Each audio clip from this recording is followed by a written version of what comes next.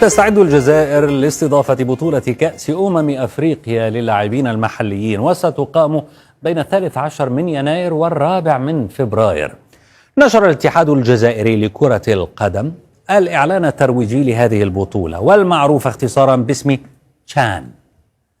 عدد المنتخبات المشاركة في هذه البطولة 18 منتخبا من القارة الأفريقية، من بينها المنتخب المغربي. ما ترونه الآن هو الدعاية والترويج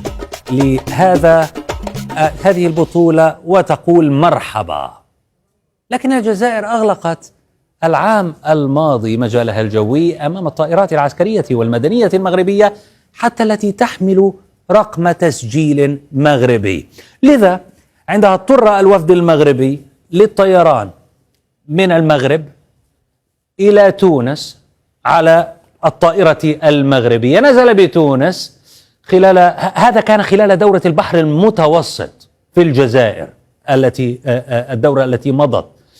المهم سافر على متن الطائرة الملكية وحط في تونس، ثم استقل طائرة تونسية من تونس إلى الجزائر للمشاركة في البطولة.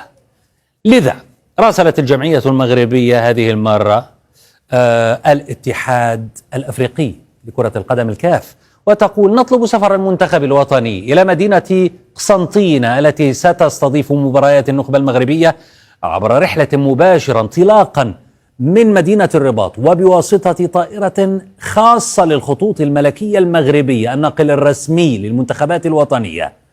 في حال رفض ذلك لن نشارك في البطولة. ردود الأفعال على البطولة بشكل عام وعلى طلب المغرب بشكل خاص لاقى كثيرا من التفاعلات. أبدأ من تغريدة زينب تقول لك: هم أحرى، المشاركة أولى، إذا شاركوا أهلا وسهلا، وإذا امتنعوا أهلا وسهلا أيضا.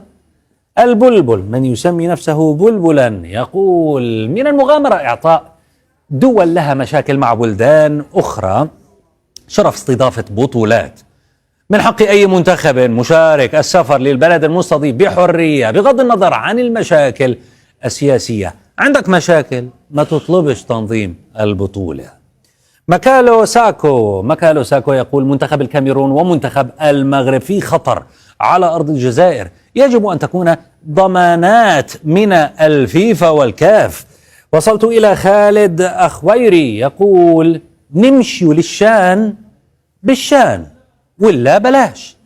يقصد أنه إذا أردنا أن نذهب لبطولة الشان، وهي البطولة اختصارها شان، فنذهب بالشان بكرامة، وإلا فلا.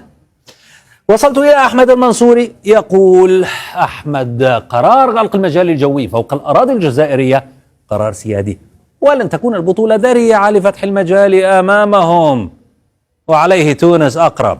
الجزائر حتى الآن لم ترد على الطلب الذي تقدمت به المغرب للاتحاد الإفريقي لكرة القدم. تعلمون أن الخلافات السياسية بين البلدين ما زالت قائمة، ولم تنجح عدة وساطات بتقريب وجهات النظر بينهما. أنتم ما رأيكم؟ اكتبوا آراءكم هنا. هل ترون أن الجزائر ستوافق أم لا؟ أدلوا بآرائكم، قولوا شيئا.